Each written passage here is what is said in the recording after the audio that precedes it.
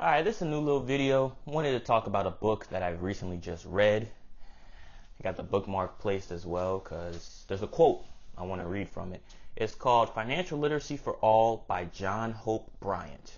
Disrupting Struggle, Advancing Financial Freedom, and Building a New American Middle Class. This book is real knowledge. It gives you insight on how you should approach life in general, especially finances.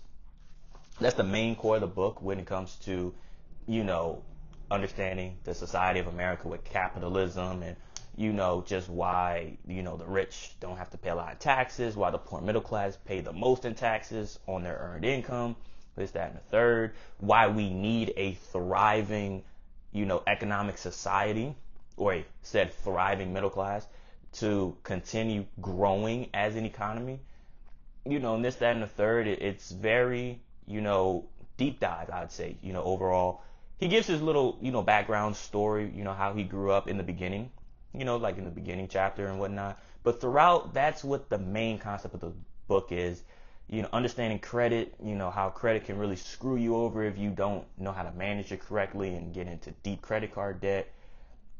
And then there's also, I think he goes a little bit into about good debt versus bad debt, how to leverage it, how that's how most rich people leverage debt, good debt versus bad debt that we were never taught in school. We were always taught that debt is bad, all debt is bad, but there's actually good debt that if you leverage it right, you can work against it.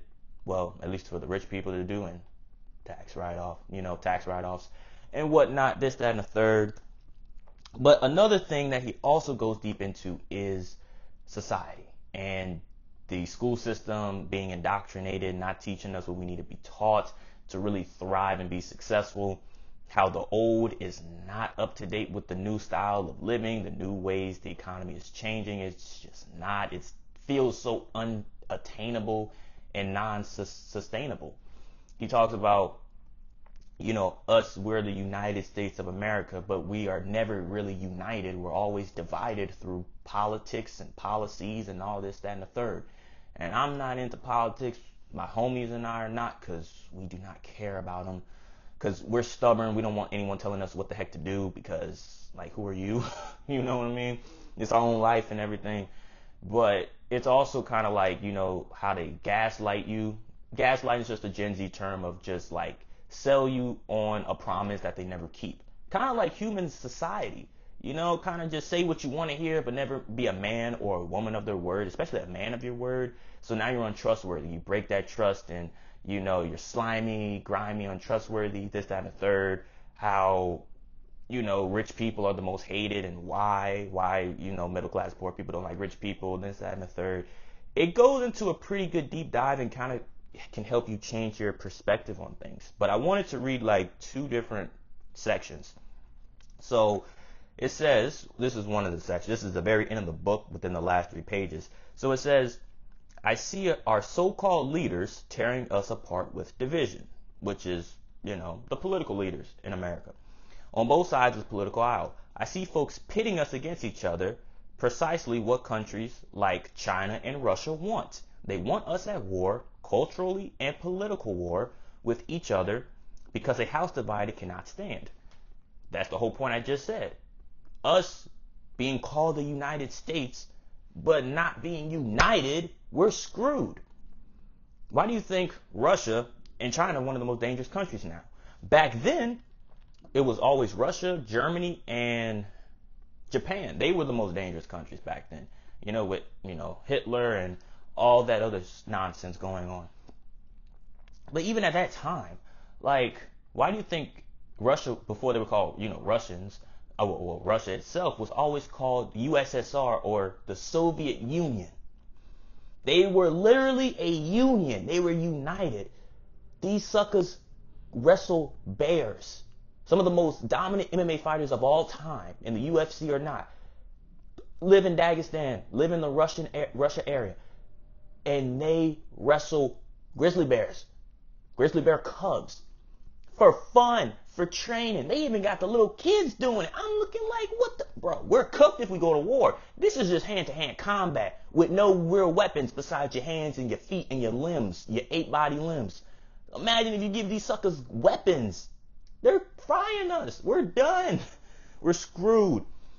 You know, another thing that they didn't teach us in school, besides deep finances, deep economics, to understand, politics and all that stuff, is deeply, deeply, deeply slavery.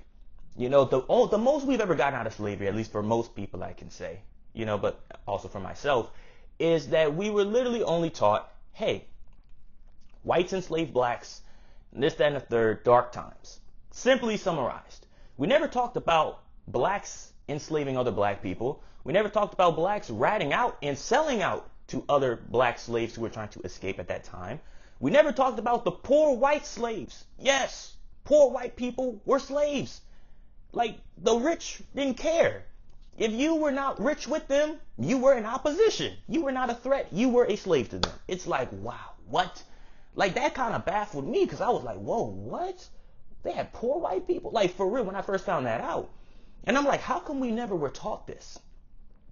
And then the book also talks about the poor white people in America. It's not just black people or minorities on food stamps or in government housing. There's poor white people on that too. But the stigma, the stereotype and all of that, that's what this book goes into. I'm telling you, give it a good read or two. It's not long, it's 170 pages. I'm telling you, it's a really good read. Really digest and dissect that information, and it's crazy. But it's a wild thing to even think about, how the school system has legitimately failed us, how it feels like we can't get ahead. We're in the rat race, the rat wheel, or hamster wheel, and could just never get ahead financially in our lives. But here's another thing: rich and middle and poor people, middle class and poor people hating rich people. And this quote, he says, makes a lot of sense, and it probably could resonate with some people who believe that, or actually do hate rich people. He says, some of my struggling friends say to me sometimes, John, I really do hate rich people. They often are surprised at my reply. He says, no, you don't. You hate rich people until you become rich. What you hate is a gamed system. What you hate is a system that you believe is set against you, where the rules are not published, the playing field is not level, and where no matter how hard you work, nothing changes. You make no progress while watching others, seemingly much less intelligent than you, absolutely killing it at the game called life and success. That's what burns you up.